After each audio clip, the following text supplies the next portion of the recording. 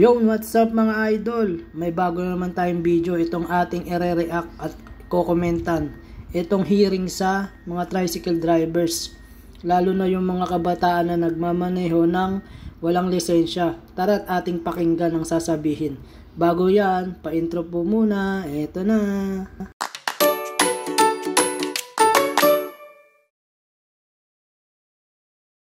Na 3,000 kung minor ang nagmamaneho. Pwede po ba, Mr. Chair, taasan natin ito?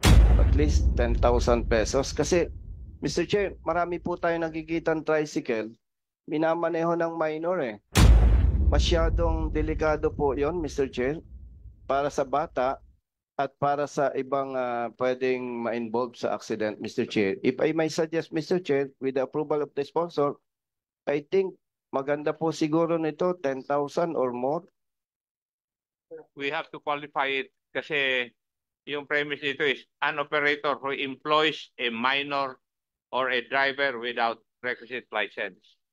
So, i-separate natin for the minor kung mas mataas. Okay.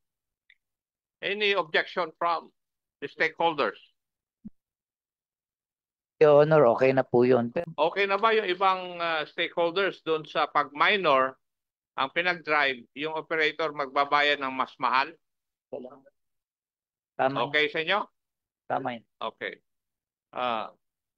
Pakisabi mo na, kwan muna, bago ko... Mr. Chair, gawin po nating mas mataas ang penalty kapag minor yung nagmaneho. And if I may suggest, Mr. Chair, with the approval of the sponsor, at least 10,000 pesos or more. We accept, Mr. Chair. Thank you. Mr. Chair, Yes. under Section 4, penalties. Mr. Chair, usually pagka po na-involve sa accidents ang tricycle, patay lahat ang pasahero. Mr. Chair, with respect to the honorable author of these bills, marami na po tayong city and other roads na 4 lanes eh. And usually, napapansin po natin yung mga tricycle drivers doon sa fast lane dumadaan. At napakadelikado po niyan kasi bigla na lang po yung lumilipat ng lane, Mr. Chair. Usually, pagka po sila na-involved sa accidents, patay lahat ng pasahero, kulong yung kawawang driver ng other vehicle na practically hindi naman nila kasalanan. So, with respect to the honorable sponsor, Mr. Chair, baka pwede pong maidagdag ito at bigyan ng mataas na multa itong mga tricycle violators na ganito. Actually, ilan lang naman po ito. Kaya lang, kailangan po siguro natin bigyan natin ng attention ito, Mr. Chair.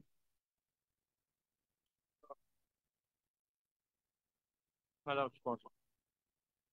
Mr. Chair, I think what the Honorable Posito would like is we add penalty for tricycles on the fast lane.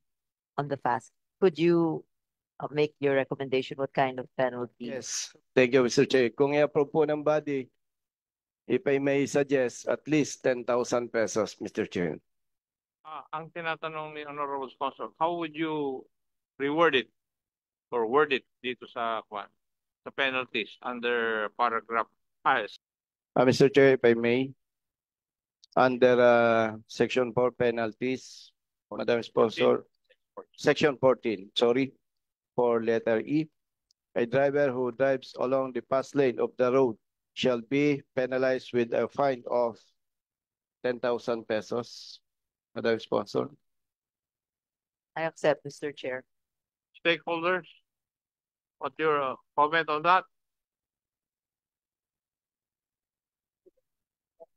Yung tricycle driver na mag-ooperate sa fast lane will be fined 10,000 pesos.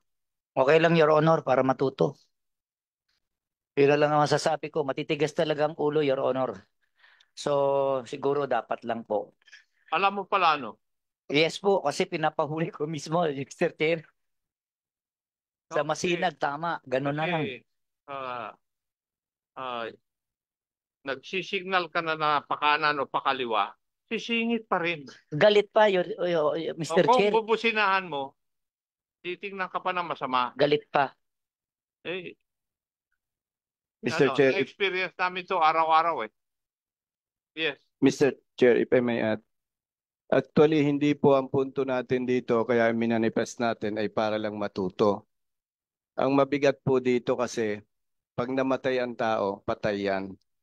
Wala nang second chance. Yun po ang intention natin dito. And sa inyo pong lahat, especially sa sponsor and Honorable Chair, maraming salamat po. Kasi talagang napansin po natin, Mr. Chair, kawawa talaga yung mga pasahero. Patay talaga lahat. Kulong pa yung driver na wala naman talagang kasalanan ang may problema yung tricycle driver. So again, Mr. Chair, maraming salamat po. And to Madam Sponsor, thank you. Thank you, Your Honor. So yun guys, kaya next time mag-iingat kayo, lalo na yung mga kabataan na wag basta-basta magdadrive ng motor, lalo na kung walang lisensya. Kasi ngayon 3,000 ginawang 10,000 na, kaya mabigat na yun. So please, sana maging aral sa atin itong video na napanood natin sa Congress hearing. So yun lang, bye bye mga idol and peace out.